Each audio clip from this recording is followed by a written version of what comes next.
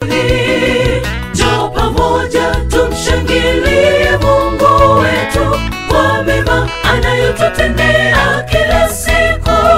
Utasikia neno la Mungu na shuhuda nyingi zinazotutia nguvu. Chagua Star TV, kituo kilicho bora. Star TV brightens your day.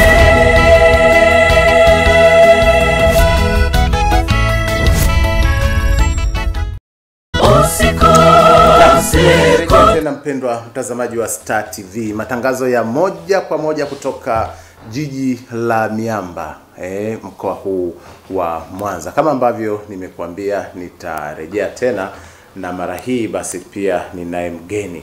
Kama ambavyo unajua, Mwenyezi Mungu ametupatia watumishi. Mwenyezi Mungu ametupatia wachungaji. Tuna maaskofu, tuna mapadri, tuna mashemasi, tuna wainjilisti, tuna wachungaji sehemu tofauti tofauti, lakini hii yote ni katika kutufanya sisi tupate uelekeo mmoja wa kuelekea kwa Baba yetu wa mbinguni. Duniani hapa sisi tunapita, sio eneo letu. Eneo letu ni kwa Mwenyezi Mungu. Huko ndiko kuna uzima wa milele. Japo wengi hawapendi kusikia hilo, lakini mtazamaji, mwisho wa yote lazima twende kwa Mwenyezi Mungu, na hatuendi kwa Mungu katika njia tofauti. Hilo tukumbuke. Tunaenda kwa Mwenyezi Mungu kwa njia ya kifo.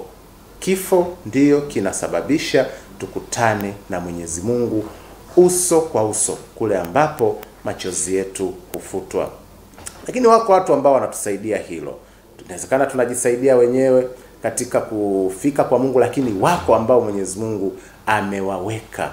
Wao ni kama daraja, sisi tunapita juu yao. Sasa kwa kweli tunapaswa tuwapende, tuwaheshimu na tuwajali kwa nguvu zetu zote hawa watumishi wa Mungu ambao wanasababisha sisi twende kwa Mwenyezi Mungu, tukutane na Mwenyezi Mungu uso kwa uso. Lakini pia watumishi hawa wakati mwingine wanatuombea sana sana sana, na maombi yao Mwenyezi Mungu anayasikiliza pia kwa haraka. Basi mtazamaji, ninaye hapa mtumishi wa Mungu kwa siku hii ya leo. Inawezekana kabisa ushamuona mara nyingi, lakini basi leo tena tunaye hapa katika kipindi chetu, na kuna mada ambayo atatuletea huyu mtumishi wa Mungu kwa siku hii ya leo. Ataidadavua kwa undani kabisa, na mada yenyewe ni upendo wa Kristo kwa watu. Upendo wa Kristo kwa watu. Siku sio nyingi tutampokea Kristo Masihi, ambaye alikuja akateswa, akafa, na siku ile ya tatu akafufuka. Bwana Yesu asifiwe. Amen.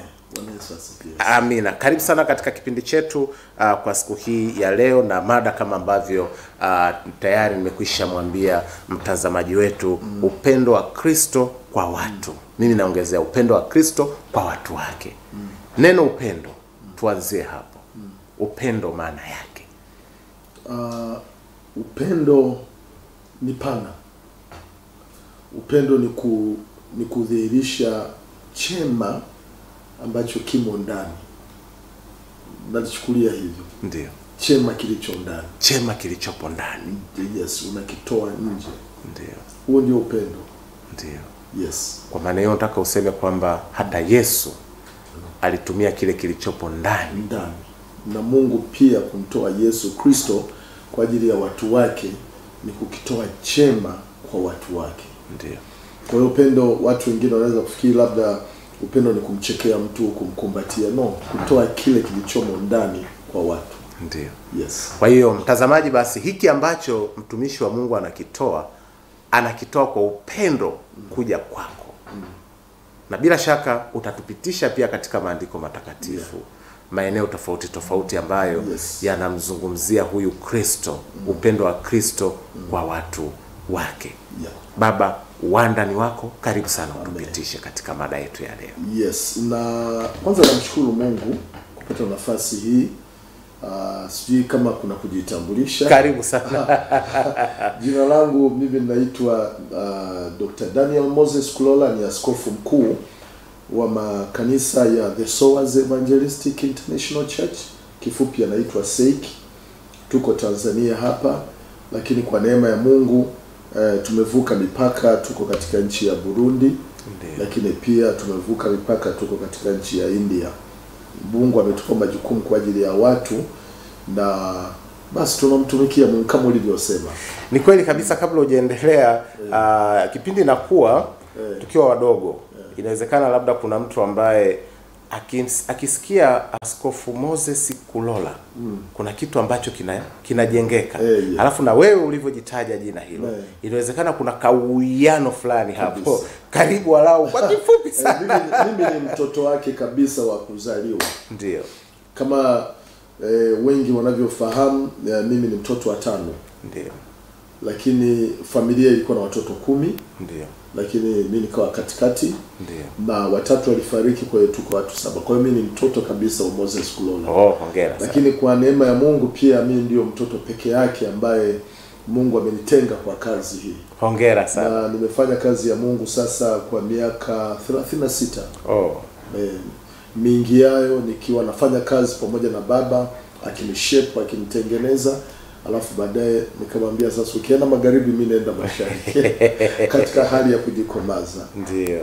Kwa hiyo ndio hivyo. Basi mtazamaji, nafikiri sasa kama ulikuwa kuna swali lina click katika akili yako, utakuwa umeshapata jibu.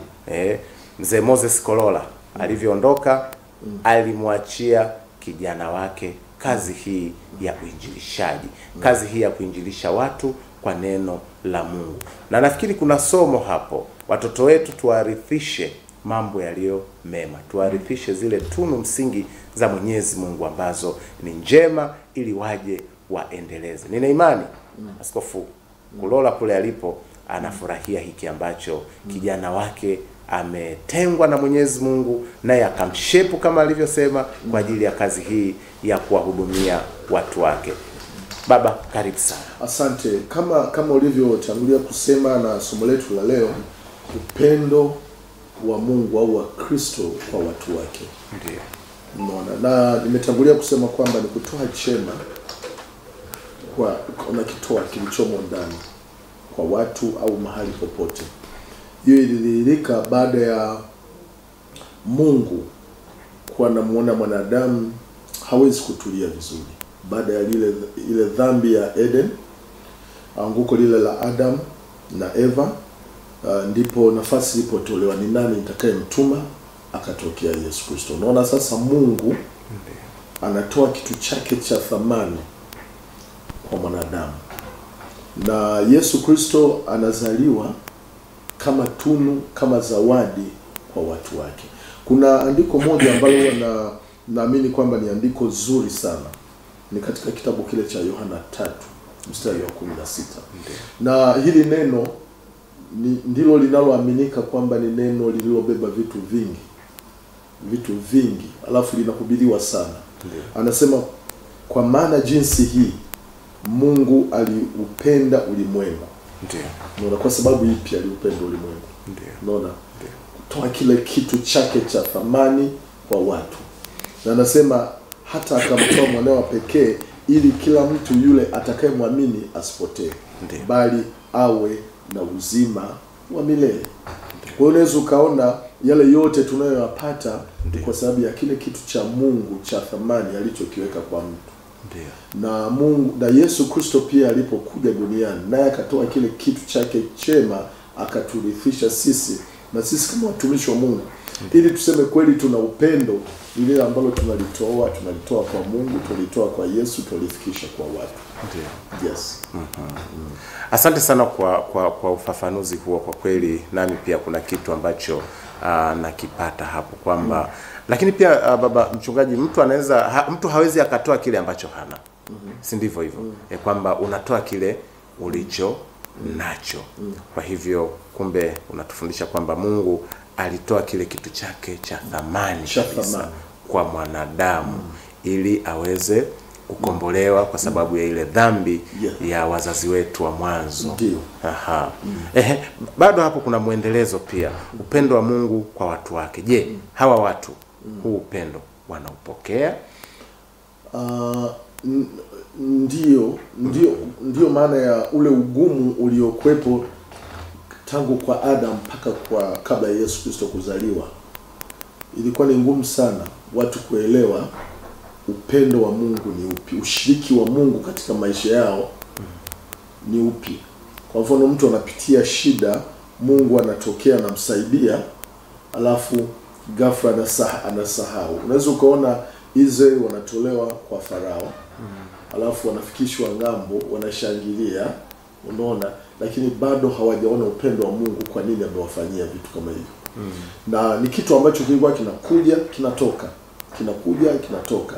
Ndio maana Mungu akamleta Yesu Kristo ili akae pamoja nasi, au dhihirishe kwetu kwamba look here, huu ndio upendo wangu. Na matendo yake Yesu Kristo duniani alipokuwa akiishi akayatenda kwa mikono na watu wakidhihirika kuyaona. Unaona? Hata hivyo bado akasema inabidi niondoke niwaachie Roho Mtakatifu. Roho Mtakatifu bado yupo kutudhihirishia kwamba yes, ukipata shida mimi nipo. Ukiumia, unaona, anasema ni faraja. Ukiumia atakufariji. Ukiugua utamuomba atakuponya. Kwa hiyo ni watu sasa walishindwa. Sasa Roho Mtakatifu yupo, na nasema yeye ni mwalimu, anatufundisha. Na sisi tupo kama watumishi wa Mungu kumwambia mwanadamu, look here, kuna kitu cha Mungu, ukikipokea hicho kitu cha Mungu kitakusaidia. Na kweli watu wengi ambao wamekipokea kimewasaidia. Mimi nimekuwa ni mhubiri wa mikutano ya Injili kwa miaka yote. Kwa hiyo nimekuwa nikikitoa kile Mungu anakiweka ndani yangu na wapatia watu. Na watu wakikipokea kile kitu cha thamani, wanafaidika, wanapokea. Kwa hiyo bado tunaendelea kuwasaidia watu wale. Unajua mtu akisema hakuna Mungu, Biblia inasema huyo ni mpumbavu. Unaona? Kwa hiyo kama ni mtu wa kawaida lazima auone upendo wa Mungu hivi. Yes. Umezungumzia historia ya upendo wa Mungu tangu pale mwanzo, na unasema kwamba watu ilikuwa ni vigumu kupokea huo upendo. Unafikiri kwa nini watu walikuwa ni wagumu kupokea huo upendo wa Mungu, pamoja na kwamba wanaona yale mema ambayo Mwenyezi Mungu anawatendea? Na sio miaka ile tu, hata sasa tunaona kuna baadhi ya watu wapo hivyo kwamba Mungu anawatendea lakini bado hawaoni ule wema wa Mungu. Chimbuko hasa, chanzo hasa ni nini? Ni shetani. Ndio. Shetani ndiye anayeweka ugumu ndani ya mioyo ya watu. Kwa sababu utauonaje upendo wa Mungu kama hajajidhihirisha kwako? Kama Mungu anajidhihirisha dhahiri kwako na wewe unaona, lakini bado una regret, unaachilia. Ndio. Unaona? Kwa hiyo mimi naamini kwamba ni ugumu wa moyo. Wewe fikiria, unaweza ukaona hata kipindi kile cha Musa kwa Farao, Mungu alikuwa anadhihirisha kabisa kwamba huyu Mungu anataka kuwasaidia hao watu watoke. Lakini bado Farao hawezi kukubali. Unaona? Kwa hiyo hayo yana happen hata sasa hivi. Kwa mfano sasa hivi Mungu anaweza kadhihirisha upendo kwa watu. Mtu ni mgonjwa akapona, lakini mtu atasema hao wanapangwa. Unaona? Au wanajifanya. Haya, Mungu anaweza kadhihirisha kabisa upendo kwa mtu alikuwa labda yuko addicted, mlevi wa pombe, mlevi wa madawa ya kulevya, akabadilika. Watu wanasema kwamba hamna, huyu haikuwa hivyo. Ni ule ugumu wa mioyo ya watu. Kwa mfano kuna mtu mmoja tulimfanyia maombi miaka ya nyuma, akafunguliwa. Alikuwa anaumwa TB. Kama TB au yes, ilikuwa TB. Alipofunguliwa alikuwa kwenye hali ngumu sana. Lakini baada ya kufunguliwa akawa kaida, mwili ukaanza kurudia. Akasema haikuwa hivyo, ilikuwa ni matatizo mengine. Unaona mioyo ya watu ndivyo ilivyo. Na anayefanya mioyo ya watu kuwa ni migumu, shetani. Ndio. Always shetani anakuwa against kila kilicho chema cha Mungu anachokiweka watu wakipokee, shetani anakibadilisha. Kwa hiyo kumbe ni mioyo tu, lakini pia hata na shetani naye anachangia katika kuleta hilo.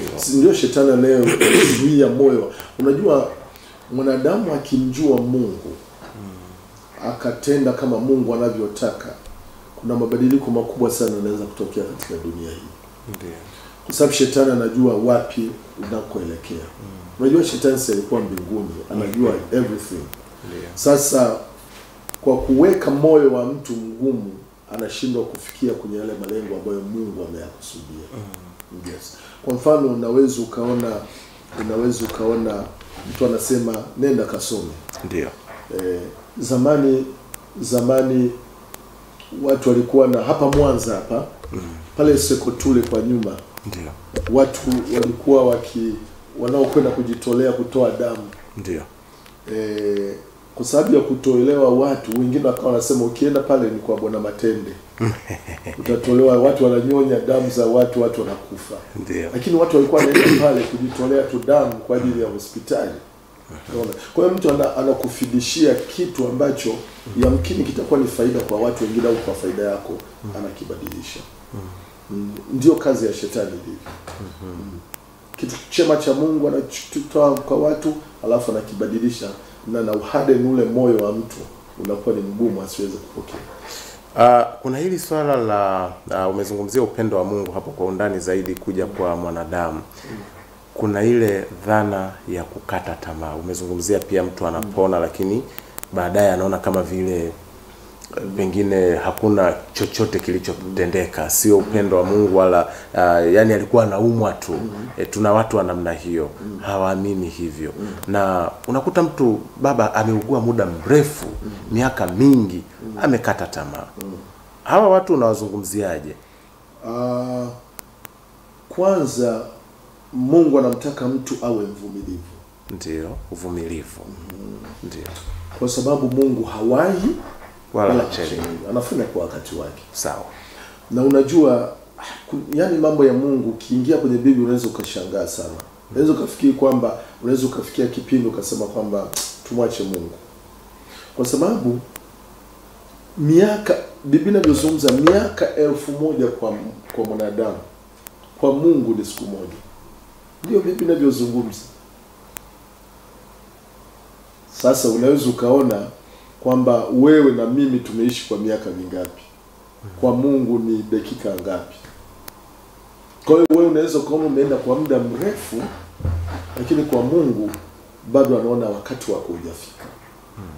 Kazi yetu sisi watumishi wa Mungu ni kuendelea kumfundisha huyo mtu aelewe kwamba Mungu anamtembelea mtu kwa wakati wake. Na anapofanya kusudi anafanya likiwa lina maana fulani, lileta utukufu. Unajua wakati mwingine unaweza leo ukaomba kazi.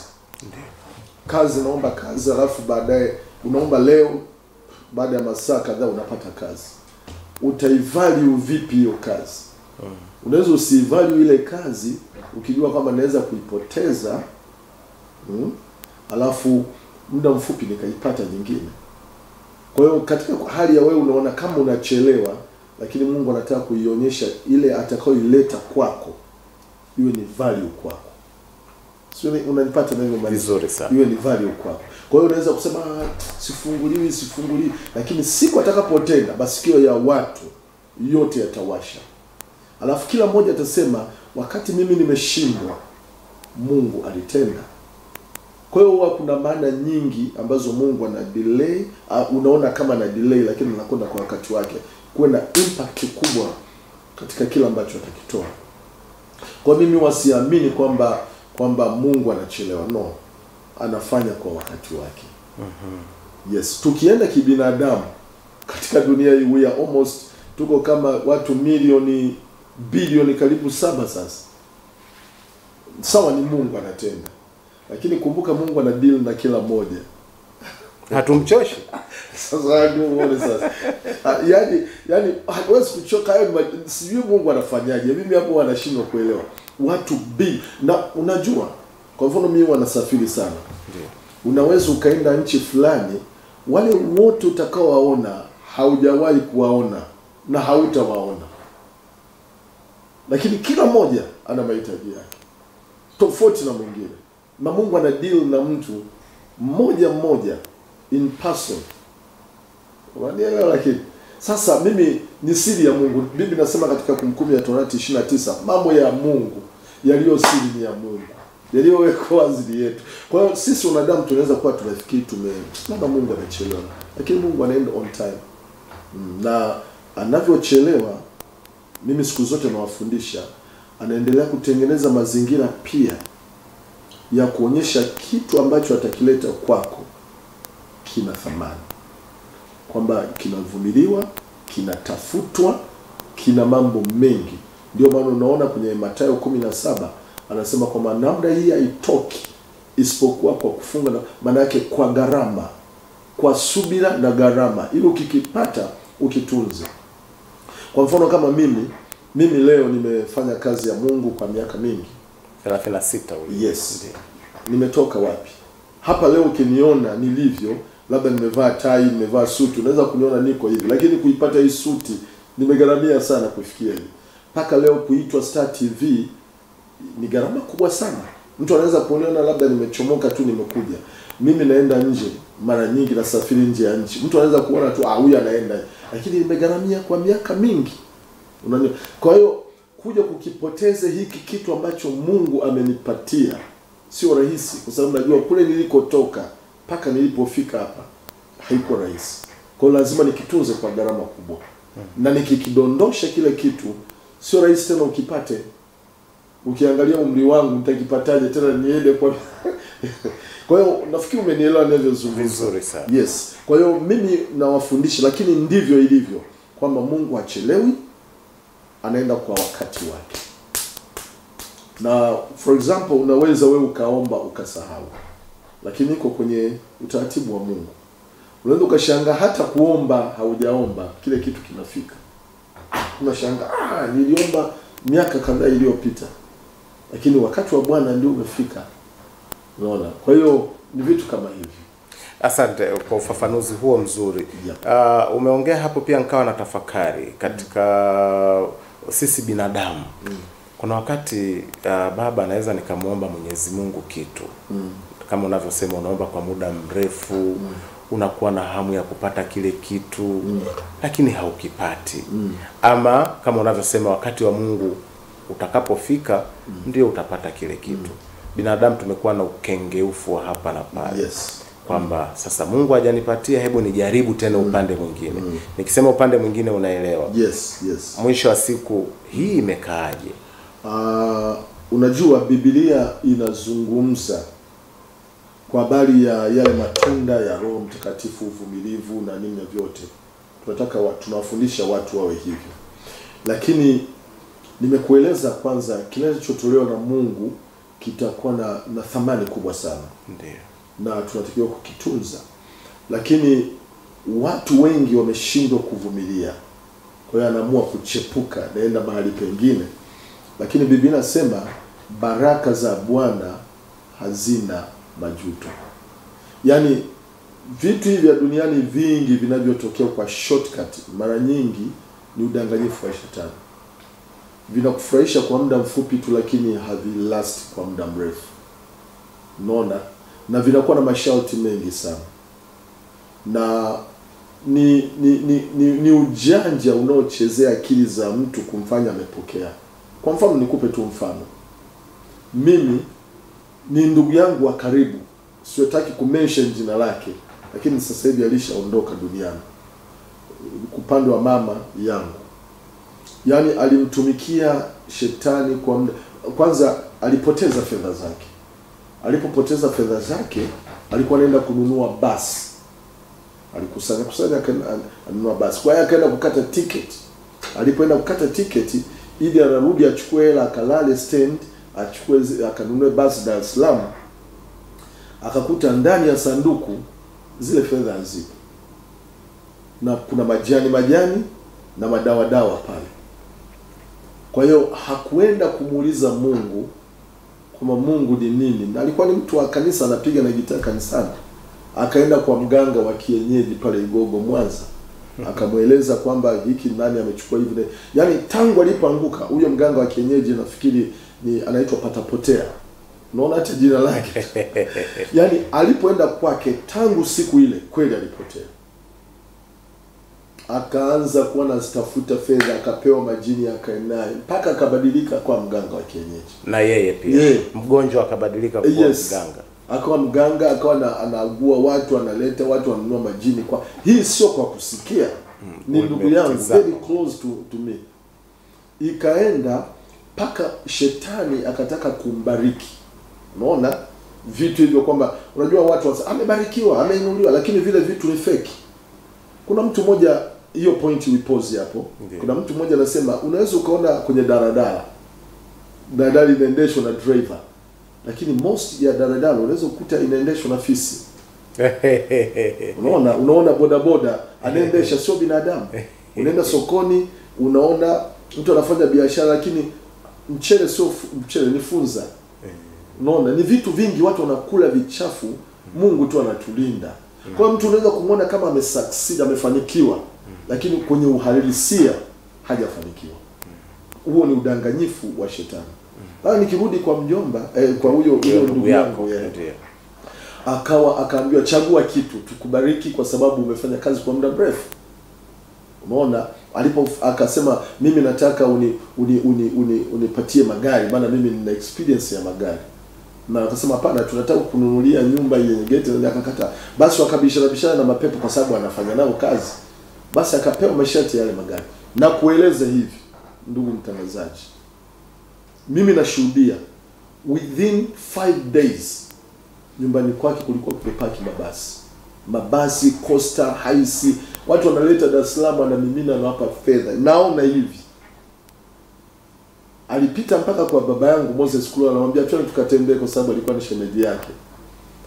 Baba akasema no, siwezi kuingia kwenye gari za ushirikina. Yani alitajirika. Yani within no time. Yaka barabara Mabatini, wapi zinaenda Sengerema, Dodoma, wapi mabasi hayo. Na baadhi ya watu mpaka leo wapo wako wanafanya kazi za kuendesha kwenye magari yao. Sasa akaja akakosa masharti, aliambiwa kwamba asijionyeshe kwamba ndio mwenye magari. Kwa hiyo akajisahau. Pale Kamanga akawa anafanya furujo, anafukuza wafanyakazi, aliambiwa magari tayari. Nikueleze alipigwa akapasuka hapa. Alipopasuka hapa usaha ukawa unatoka, magari yakaanza kuwa yananoka. Wengine anaenda Geita alirudi, wengine anaenda Msoma alirudi, wengine maskini mpaka amekufa akiwa maskini. Kwa hiyo shetani unaona anavyofanya, anawatoa watu kwenye ule upendo wa Mungu, ule ukweli wa Mungu unaotoka ndani. Anawaambia okay, chukua hivi. Si umesubiri kwa Mungu akupatie, chukua hivi. Unaona? Lakini athari yake ni kubwa. Wewe unaweza ukaona masharti mengi. Kuna nyumba hapa Mwanza ina ghorofa tu, lakini huyo baba na watoto wawili, lakini wote wale watoto madondocha. Na mfahamu yule ndugu, from nowhere cemetery zikaanza kwa zinajaa. Napita hivi mimi naenda nyumbani kwangu, cemetery mpaka zinakosa kuingia ndani ya parking yake, zikawa zinapaki nje. Naona hivi napopita kanisani kwangu naenda hivi. Lakini alikuja akakosema shout. Unaona shetani anavyowadanganya watu sasa. Kwamba mimi nafanya kazi, hata wewe unafanya kazi, uhudumie familia, hata kama haupo familia yako iwe vizuri. Lakini sasa kuna faida gani unafanya kazi watoto wako wote ni mandondochi? Unaona shetani anavyowadanganya watu. Alikuja akakosea masharti yule ndugu, yakamuua yule ndugu. Watoto wale wamebakia mandondocha. Ukipita sasa hakuna hata semitela moja, na nyumba imebaki magofu. Mke wake alimtoa kama sacrifice.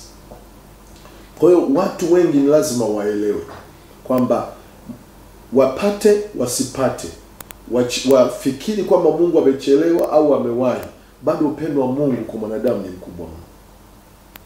Na usingekuwepo ule upendo wa Mungu katika dunia hii, sijui dunia ingekuwaje.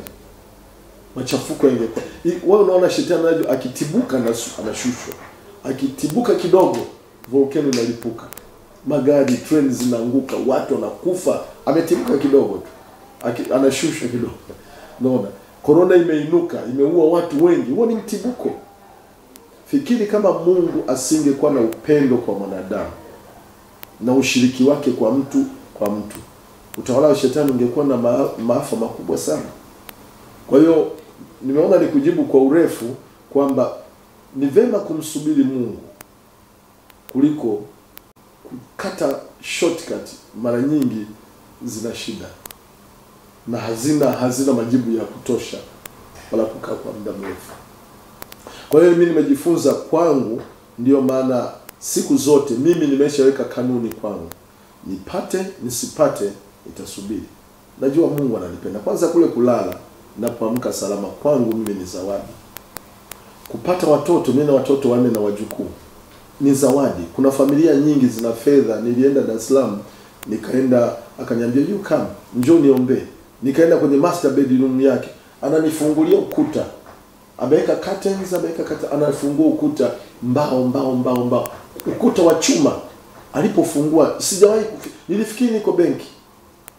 Hela sio Tanzania shillings, dollar, Australians, sterling, pound, US zimejaa hivi. Unajua nilishangazwa. Nikabaki na shangaa. Akaja akanishika bega akasema nimekuita uombe. Niliomba huku nimekuwa puzzled kabisa. Unaona? Sasa unaweza kuwa na fedha nyingi, lakini kila ambacho mwingine anayemtegemea Mungu anacho wewe huna. No, unaweza kushangaa nyumba ina mageti na mbwa, ina everything. Sikatai kuweka vitu kama hivyo. Lakini unashangaa watoto hawana afya, kila siku wananyolewa nywele, watu wanatolewa nje, yani mauzauza ndani ya nyumba. Lakini unaweza kwenda kwenye mitaa tu kwa watu unaofikiri ni maskini na wanamwishia Mungu, wana maisha ambayo huyu wa juu anayatamani. Kwa hiyo mimi nawashauri watu wengi, nawaambia kwamba ni bora kukaa na Mungu ambaye huwa hawai wala hachelewi. Na akitoa kitu cha Mungu hakina masharti mengi. Kinadumu, lakini kinakuwa baraka kwako. Asante mtazamaji. Naona umeenda mbali sana. Mtazamaji wa Star TV, kipindi hewani ni Amka Tumsifu Mungu kutoka hapa kilicho bora zaidi Star TV Tanzania, moja kwa moja kutoka katika mkoa wa Mwanza. Utaona kwamba nami nilitulia kwa ajili ya kupata somo. Mungu hakawi wala hawahi. Upendo wa Mungu kwa mwanadamu ni mkubwa sana. Na ukiangalia, Ndiyo. ni kuongezea kidogo kwenye kitabu kile cha Mathayo, ili ujue Mathayo ile 1 mstari wa 23. Ndiyo. Anasema hivi, tazama bikira atachukua mimba. Ndiyo. Naye atazaa mwana. Ndiyo. Naye atamuita jina lake Emmanuel. Ndiyo. Chini yake anasema yaani Mungu pamoja nasi. Hii ni zawadi kubwa sana. Ndiyo. Unajua kuna watu wanatembea na hilizi ni Mungu wake. Lakini mbingu inamshusha Mungu akae na mtu. Ndio maana unaweza ukashangaa, mimi kwa sababu nimehubiri maeneo ambayo ni very risky, mabaya sana. Ndiyo. Yanatisha. Ndiyo. Yaani bila kuwa na hilizi, bila kuwa umejizindika vizuri utopimo. Ndiyo. Lakini unaiona hii zawadi inayoisema ambayo ndio watu wajue kwamba ni Mungu, na unajua Mungu ni serikali. Ndiyo. Sio serikali za duniani anamaliza miaka 5 anamaliza anaondoka anaingia. Yaani serikali ya kudumu ina kila kitu. Ndiyo. Unaona, na hizi serikali za duniani zote hazina umiliki. Ndiyo. Mtu anaweza kusema kwamba inamiliki ardhi, madini na nini, sio mali yake, si mali ya Mungu. Ndiyo. Sasa unaiona serikali ya Mungu ilivyo kubwa. Kwa hiyo Mungu na serikali yake wanakuja kukaa ndani. Bado tu mwanadamu hajajua kwamba huu ni upendo wa Mungu. Lazima mtu anani. Kwa hiyo huwa nawaambia, mimi nilianza huduma nikiwa bado kijana mdogo. I was just miaka 26. Sasa hivi nina miaka 62. Maisha yangu yote yameishia kwenye huduma. Sasa unaweza ukajiamini mimi sasa ni mtu mzima. Yaani nang'ang'ania kitu ambacho hakina faida. Hakina faida. No. Lazima watu warudi pale waone upendo wa Mungu kwa mwanadamu. Kwamba okay, sasa serikali ya Mungu yote inaletwa kwako. Na Biblia inasema omba, Mathayo 7:7, ombeni na kwanza tafuteni. Kutafuta ndio kupiga magoti, kusoma neno na nini. Lakini anasema kwamba knock, bisha, lakini omba utapewa. Yeye aombaye anaomba wapi? Ipo serikali Mungu ametupatia. Sasa na leo hivi wewe unataka kibali, unaenda ofisi ya utamaduni. Unaenda unaomba kibali unapewa. Sasa watu lazima wabadilike katika eneo hilo. Na tunaposema suala la Mungu kumtoa Yesu kama zawadi, sio suala la dini. Sio suala la dini. Kwa hiyo watu wengi wako very aware na dini. Lakini sio suala la dini. Nimekueleza kwamba mimi nimekuwa mhubiri wa Injili. Lakini uhubiri wa Injili kwenye mikutano mikubwa, wale watu hawahitaji dini. Unaona? Wanahitaji Mungu. Sasa mtu ukigusa anasema dini. No, hili ni suala la mtu na Mungu. Si ni kweli? Kweli kabisa. Yes. Endelea. Asante sana. Na ulikuwa unaniambia kwamba lienda mbali kifikra. Kwa kweli nilikuwa nawaza sana kwamba inakuwaje unaona mtu ana kipato kikubwa, ana fedha nyingi, anaishi maisha mazuri, lakini kumbe ndani kuna vitu ambavyo vinaendelea. Nikueleze? Ndio. Leo nikufungue akili. Karibu. Leo nikufungue pamoja na mtazamaji wangu leo ufungue akili. Watazamaji wote leo wasikie. Ndio. Hebu ukifungua kitabu cha Luka. Ndio. Kitabu cha Luka, mimi nimefika Israel mara. Ndio. Kwa hiyo matukio mengi, unajua kuna vitu vingi ambavyo vinasaidia kama mhubiri. Ndio. Kuna neno la Mungu unalisoma. Ndio. Kuna mafunuo kama rema. Ndio. Lakini pia kuna exposure. Ndio. Umefika unaona. Kwa hiyo mimi pamoja na kusoma na nini lakini nimetembea sana duniani. Ndio. Kwa hiyo vitu vingi navifahamu. Na Israel nimefika nimeona. Kwa hiyo nikichanganya vyote kutakuwa na impact. Nataka kujibu neno hilo sasa uliza. Kwa nini? Sikiliza jinsi alivyo shetani. Shetani akishamuona mtu yuko kwenye uhitaji, huwa anakuja awe jibu lake. Lakini anapokuja kama jibu, anakuja kama fake, kukuondoa kwenye kusudi la Mungu. Hebu sikiliza, Yesu alipokuwa na shida. Kwa sababu Yesu alikuwa na shida, alafu shetani akaonekana kama problem solver kwake. Anasema ile Luka 4 mstari wa kwanza.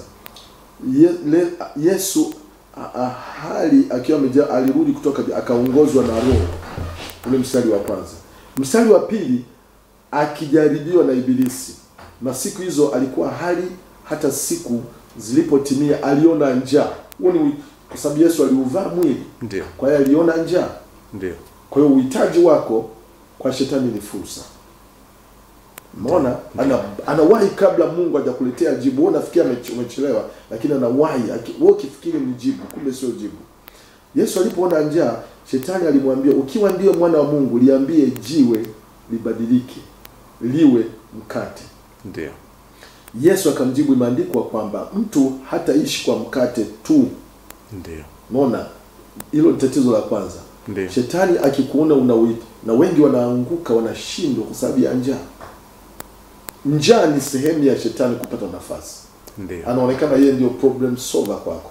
Ndio. Na hii haijatokea tu kwa Yesu, hata kwa mtu mwingine kwenye Biblia anaitwa Esau. Ndio. Esau alipokuwa na njaa, shetani akapita pale pale akachukua sehemu yake. Sasa watu wangapi huko ndani wanafanya vitu kwa sababu ya njaa? Ni wengi. Lakini pia la pili, akamwambia, akampandisha juu amuonyeshe miliki zote kwa dakika moja, na Ibilisi akamwambia, nitakupa enzi. Unasikia anavyosema, nitakupa enzi yote na fahari yote kwa sababu humpa yeyote apendavyo. Ndio. Watu wengi wanapenda fahari. Ndio. Umeona? Sasa nani anayewapa? Ndio. Unaona, katika nafasi hizo shetani anawapa.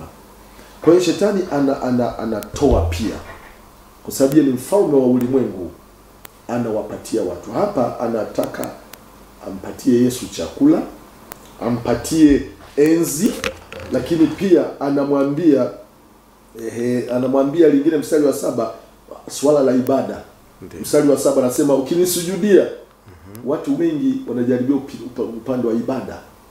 Lakini lingine anasema akamuongoza, akamweka juu ya kinara. Akamwambia, imeandikwa, akasema uniangukie. Mstari ule wa 9 akamwambia, akaweka juu ya kinara, akamwambia, ukiwa ndio mwana wa Mungu jitupe. Watu wengi wanataka ulinzi. Ndio. Wanaupata wapi ulinzi? Wanaenda kwenye ushirikina, wanavaa ilizi. Ndio. Umeona? Lakini imeandikwa, lakini akamwambia, alafu mstari wa 11, na akamwambia, mikononi mwako nitakuchukua usijikwae. Yesu akamjibu, imeandikwa, usimjaribu Bwana Mungu wako. Ibilisi akamwacha akaenda kwa muda. Kwa hiyo sio kwamba shetani amemwacha mwanadamu, yupo. Ndio. Alikutana na Yesu vitani. Kwa hiyo shetani anatoa vitu. Ukitaka magari atakupatia. ili mradi tu msujudie, umkubali. Kwa hiyo watu wameona kama Mungu anachelewa, wanaenda kwenye shortcut. Nimeshashuhudia mimi, nimeona kabisa watu wanavyofanya hivyo. Kwa hiyo watu wanaweza kuona mitaani kwamba huyu mtu ni mwimbaji maarufu sana. Unaweza kushangaa Dar es Salaam pale, sijui sehemu gani, sijui Salenda Bridge. Yes.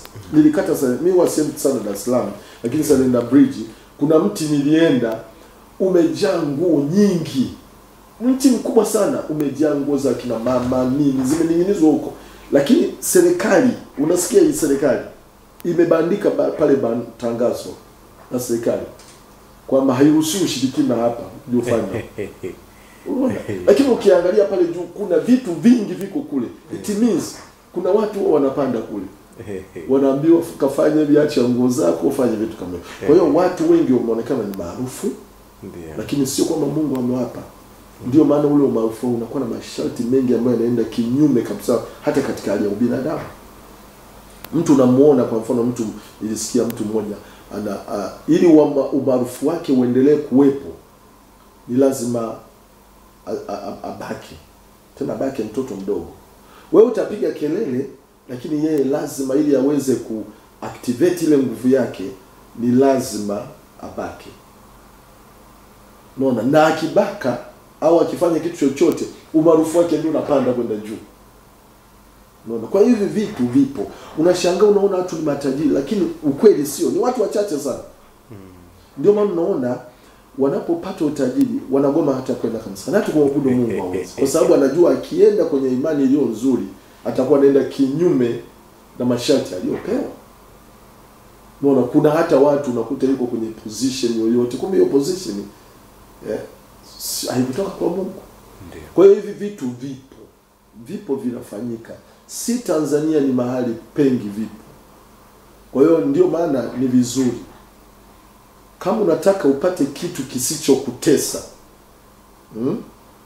msubiri Mungu. Asante sana mtazamaji, kipindi hewani ni Amka Tumsifu Mungu kutoka hapa Star TV, na tunazungumza mada hiyo ambayo ipo katika runinga yako hapo, upendo wa Kristo kwa watu wake, upendo wa Mungu kwa watu wake. Kwa kweli nimekuwa kimya sana kutomuuliza baba maswali, kwa sababu ya kile ambacho anakizungumza ni kitu ambacho mtazamaji unakielewa kwa undani kabisa. Lakini mimi mko moja kati ya vitu ambavyo vinanisikitisha, pengine na wewe pia vinakusikitisha, ni swala zima la kutoa kafara ya mwanadamu, kafara ya wanao, kafara ya mwanao, ndugu yako wa karibu, wakati mwingine hata marafiki pengine, kwa ajili ya utajiri. Utajiri hautupeleki mbinguni. Utajiri tutauacha hapa. Labda baba, mchungaji, nirudi kwako baba, kwamba sasa hapa tunafanyaje hapa? Mungu anazungumza nini juu ya hawa ambao wanawatoa wenzao kwa ajili ya kupata mali, wanatoa kafara kwa ajili ya kupata mali? Mwenyezi Mungu anatuambia nini kwenye hilo? Biblia kwanza inasema utafuteni, na ndio Biblia inayosema utafuteni kwanza ufalme wa Mungu. Ndio. Hiyo lazima wajue watu.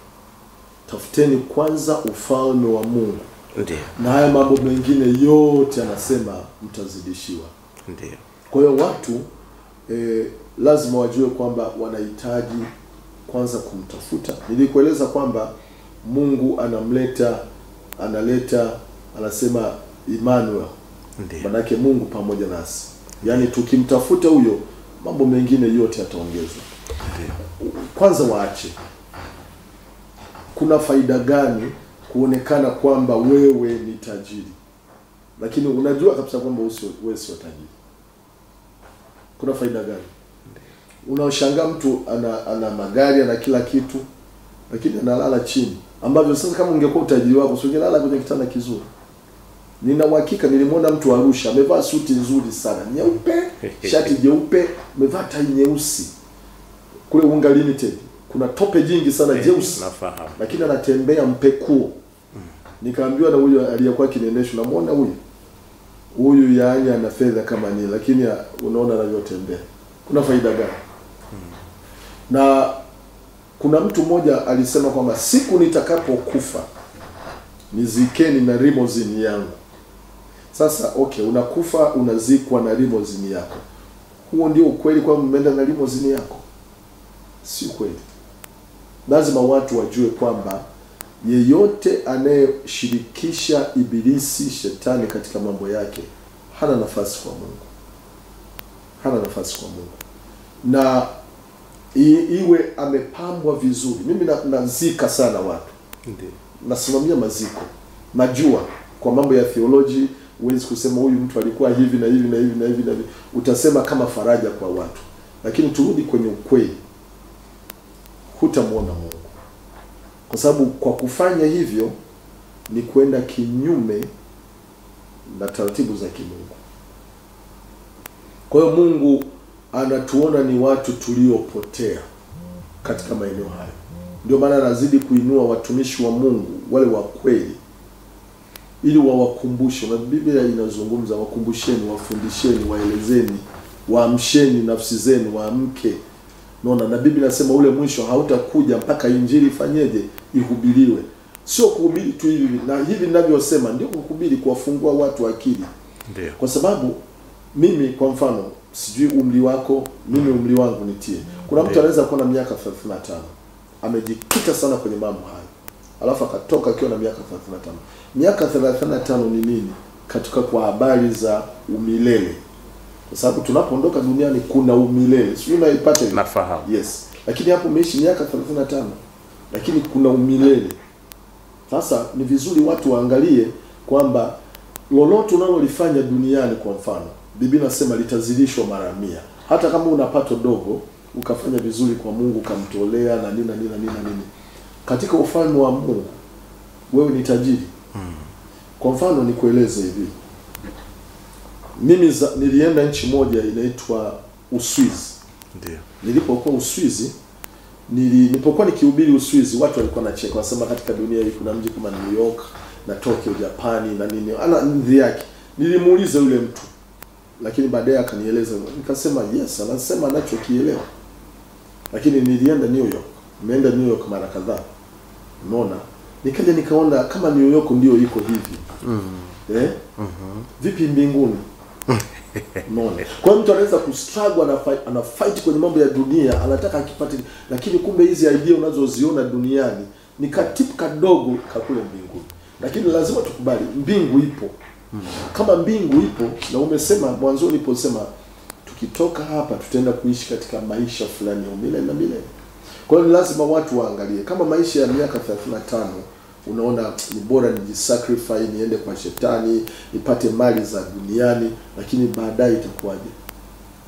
Maana kule mbinguni hakuna cha kusema wewe ni Mromani, wewe ni Mkatoliki, wewe Pentecost, wewe ni Muislamu na no. Ni mahusiano ya Mungu na mwanadamu. Ndio. Kwa hiyo mimi ninaamini kwamba moyo wa Mungu haupendi. Ndio maana anatuma watumishi mapema kabisa ili awaalati kwamba njia unayoiendea sio nzuri. Hata kama utaonekana wewe hapa huna kitu, lakini kile ulicho nacho Mungu anaweza kukibariki. Lakini kuna maisha ya baadaye. Yale maisha ya baadaye ukiyaingia, Biblia inasema kuna kilio cha kusaga meno milele na milele. Na huyu tajiri aliyekuwa tajiri na Lazaro, unaona alivyo regret, alivyoanza kujuta. Anasema naomba ingalau chovye tu kwenye ncha nipate ingalau maji kidogo. Ni tajiri hapa, alionekana ni tajiri sana na fedha na nini, anadharau watu mpaka anawatupia makombo, pita kwa gari unawarushia watu matope na nini, watu wanakujua yeye ni tajiri. Lakini leo umefika kwenye hatima yako, unasema ingalau maji kidogo nini. Na anamuona yule mtu aliyekuwa kimdharau yuko kwenye maisha mazuri. Hii ni fact. Hii ni fact. Mbona kuna mtu mmoja nikueleze, alifariki hapa Mwanza na hifadhi, kwa sababu niko kwenye Tanzania na duniani hapa watu wanaangalia wengi. Alionekana ni tajiri, ana mitumbu yake, ana nini, tajiri mzuri sana from nowhere. Na kueleza nafahamu na nimeshiriki humo ndani. Sasa akaanza kuwa anaugua. Masharti alipoanza kuharibika, alikuja kwangu akapiga magoti analia, anaomba msamaha kwa Mungu. Nikamwongoza sala ya toba. Alienda mpaka alifariki. Wakampeleka kumzika. Sasa kilichotokea sasa, mwanamke alikuwa hajashirikishwa, hajui. Una habari mwanamke alikuwa ananyanyuliwa kutoka ukuta huo na paa, anaenda kupigwa ukutani, anaanguka. Mkiwa mnashuhudia tendo hili. Yaani watoto ni watu wazima, yaani tunamkamata mama ananyanyuliwa na sisi tunaenda kupigwa. Watu wanatembea ndani, unaweka, si mimi kama sasa mchungaji naitwa kusaidia. Wanaweka vyakula kwenye fridge. Unaweka kwenye chakula kwenye fridge, kesho vyote havipo. Imemsumua, nimeomba kwenye hiyo nyumba, nimeomba. Kumbe yale madude hakuyaambia yaondoke. Yanatafuta chakula, yanamtesa huyu mwanamke. Ng'ombe zote zilikufa siku moja. Gari hatujui, mitumbu yote imepotea.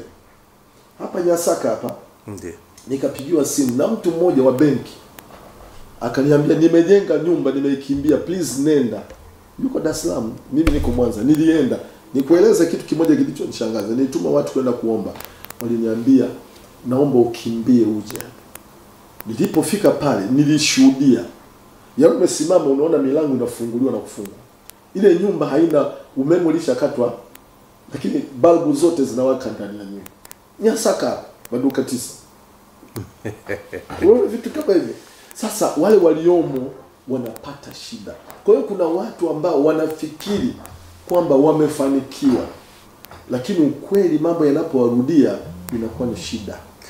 Nikushukuru sana Baba Askofu Daniel Kulola. Asante sana kwa shuhuda hizo ambazo kwa kweli ni nyingi kweli kweli, na tukiamua kuzungumza hapa hatutamaliza kipindi hiki. Lakini basi nikuombe tu kwamba wakati mwingine tutakapokualika tunakuomba ufike kwa ajili ya kipindi hiki. Na ambacho zaidi tutapenda tukizungumze nyakati zijazo kwa kweli ni swala hili la binadamu kugeuzana kama sadaka kwa ajili ya utajiri, kwa ajili ya mali. Umezungumzia shuhuda nyingi kabisa, sina haja ya kuzirejea tena, lakini kwa kweli hapo tumepata somo zuri sana. Tunaona kwamba Mungu anawapenda watu wake, lakini watu wake tena wanachukiana. Wakati mwingine wanatoana kafara kwa ajili ya kupata utajiri. Kwa kweli hili mimi kidogo limeniogopesha sana, kwamba inakuwaje mwanadamu unamtoa mwanadamu mwenzio sadaka, unamuua, unachinja ili wewe utajirike. Alafu mwisho wa nyakati unasumbua wachungaji wa kuongoza sala ya toba. Ndio, kwa dakika sekunde karibu. Yaani kama haumu ufalme wa Mungu ndani ya mtu, huyu tunasema Emmanuel, kukaa ndani ya watu, kama sio Mungu kumtransform mtu, mwanadamu ni mnyama. Ndio. Mwanadamu ni mnyama kabisa. Unapoona watu wanatembea barabarani mchana, yani akiamua kubadilika, nafikiri unaelewa ninavyomaanisha. Naelewa. Mnyama. Ndio maana tunamtaka huyu Yesu aingie ndani ya watu, wabadilishwe kiasi ambacho siwezi, yani inafika kipindi, kwa nini nimkatili mtu maisha kwa faida yangu mimi? Asante sana. Basi mtazamaji wa Star TV, ndio mwisho wa kipindi chetu cha Amka Tumsifu Mungu kwa siku hii ya leo. Nikushukuru sana Dr. Daniel Kulola kwa somo ambalo umetupatia kwa siku hii ya leo. Ni matumaini yangu kwamba mtazamaji utakuwa umepata kile ambacho ulikuwa ukikitamani. Nikutakie maandalizi mema ya ujio wa Kristo Yesu Masiha, ambaye aliwapenda watu wake na bado anaendelea kuwapenda watu wake. Naitwa Godfrey Joseph Maunge, nikutakie utazamaji mwema wa vipindi vyote vinavyoendelea hapa Star TV. Mungu atukuzwe na mwanadamu atakatifuzwe. Jumapili njema. Kwa heri. Nimshukuru sana Elisha Ndalo pamoja na Venita ambao ni wasimamizi wa kipindi hiki, bila kumsahau Emmanuel Makuliga ambaye anatutizama huko alipo kwa maelekezo ya hapa na pale. Bye bye.